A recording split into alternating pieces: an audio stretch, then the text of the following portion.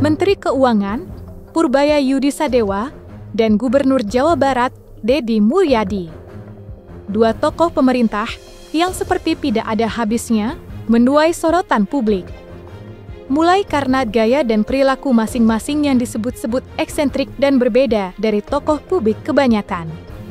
Hingga aksi saling sindir antara keduanya terkait dugaan adanya dana endapan Pemda yang sempat berjalan sengit.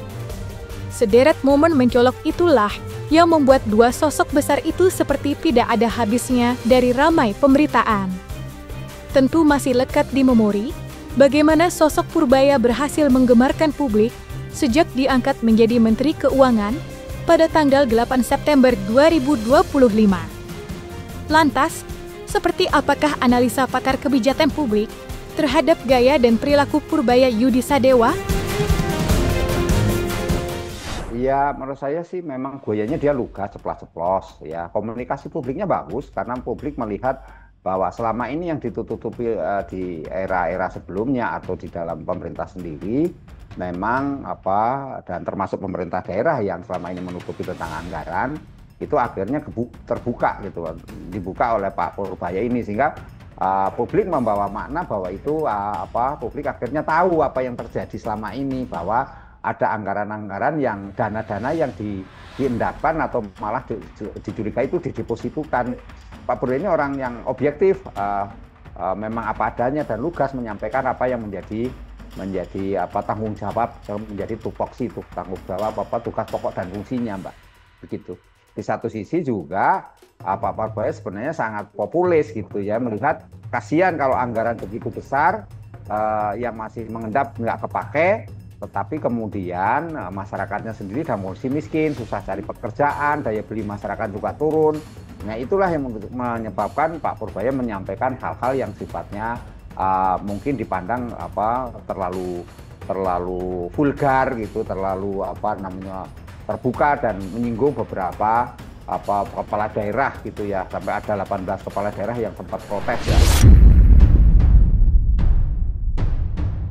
Berbicara soal Purbaya Yudisadewa, tentu tidak bisa dilepaskan dengan sosok Yudo, yakni sang putra.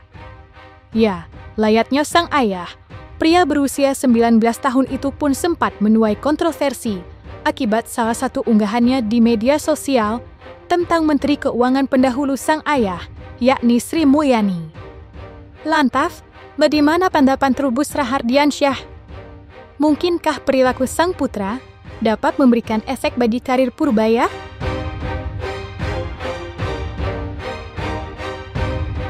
Ya, itu apa yang disampaikan anaknya hanyalah ya bisa saja benar, bisa saja itu hanya merupakan opini saja kan gitu, pandangan pribadi lah. Dan itu sah-sah saja di dalam negara demokrasi menyatakan atau menuduh. Toh akhirnya Bu Sri Mulyani sendiri juga diam. Kalau memang Bu Sri Mulyani merasa keberatan kan sekarang sudah nggak jadi menteri kan dia bisa lapor, Mbak, bahwa dia merasa dicemarkan nama baiknya kan gitu.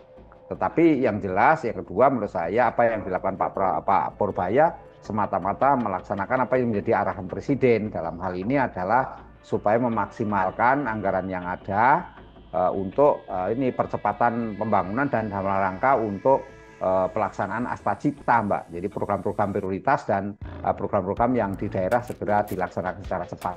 Kira itu, Mbak. Dan di sisi lain, ada pula sosok Deddy Mulyadi. Seorang gubernur Jawa Barat yang nampak begitu dicintai rakyatnya, namun yang unik, Deddy Mulyadi seringkali menuai reaksi akibat selalu mendokumentasikan apapun kegiatannya dan mengunggahnya ke media sosial. Hal itulah yang terkadang memancing rasa tidak suka dari sebagian masyarakat.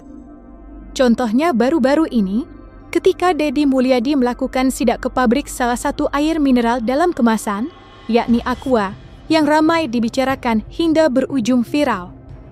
Lantas, seperti apa pandangan pakar kebijakan publik tentang sosok Purbaya?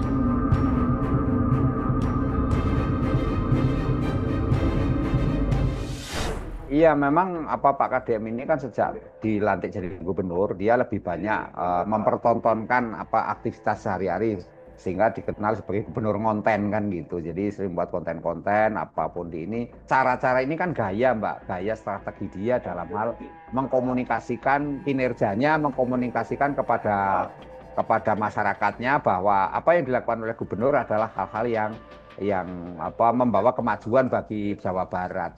Jadi dalam hal ini menurut saya apa yang dilakukan ya memang bisa dinilai, apa bisa diketahui oleh publik pada umumnya, tetapi juga menjadi pembelajaran bagi kepala daerah, bupati, wali kota yang di lingkup Jawa Barat itu sendiri, dan itu menjadi contoh juga bagi daerah-daerah lain gitu. Gubernur-gubernur daerahnya juga harus melakukan hal yang sama, sebenarnya harus diketahui oleh publik. Tetapi memang ini kalau terlalu sering seperti itu, memang tanpa nanti kinerjanya tidak diketahui kan ujung-ujungnya juga akan menjadi istilahnya kontraproduktif gitu Mbak. Jadi nanti masyarakat akan milihnya malah negatif gitu karena segala sesuatunya dipertontonkan di publik gitu Mbak.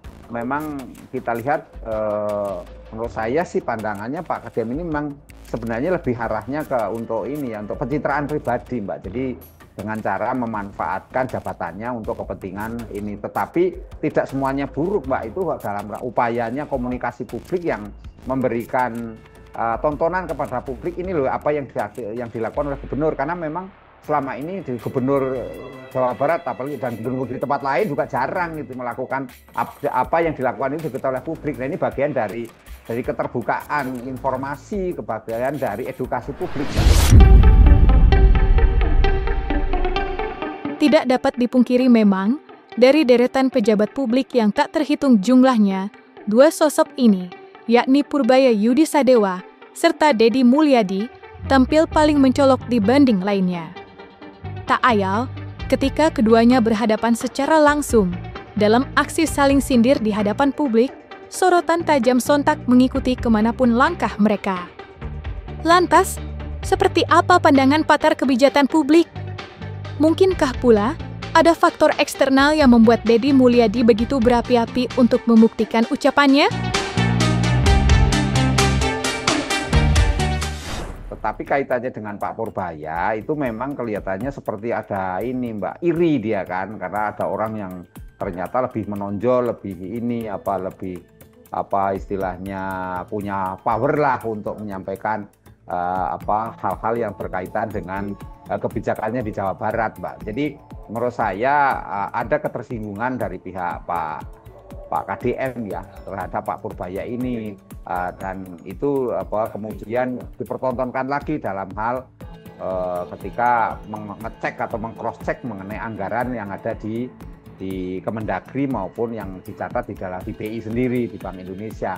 Iya, kalau secara dari jauh ya nggak ada yang tahu, tetapi bisa saja terjadi seperti itu Mbak. Mungkin saja kan ada rasa ini kan, ada rasa seperti ada kompetitornya gitu ya. Jadi mereka berkompetisi, tapi dengan tampilnya Pak Purbaya ini kan sepertinya bisa menenggelamkan apa yang sudah dilakukan oleh Pak KDM kan seperti itu. Tapi itu kan hal yang menurut saya kebijakan publik tidak sampai ke sana Mbak. Artinya publik hanya melihat bahwa publik itu melihat ada sesuatu yang mungkin ada hubungan yang baik, tapi dengan daerah-daerah lain juga Pak Purbaya juga menyampaikan hal yang sama, misalnya dengan Kabupaten Banjar misalnya, Banjarbaru ya, Banjarbaru Kalsel itu juga sama kok, dia menyampaikan yang secara terbuka bahwa ada dana yang mengendap, ada dana yang tidak digunakan, dan kemudian wali kotanya sampai tersinggung dan ini juga gitu melakukan cross check dan sekaligus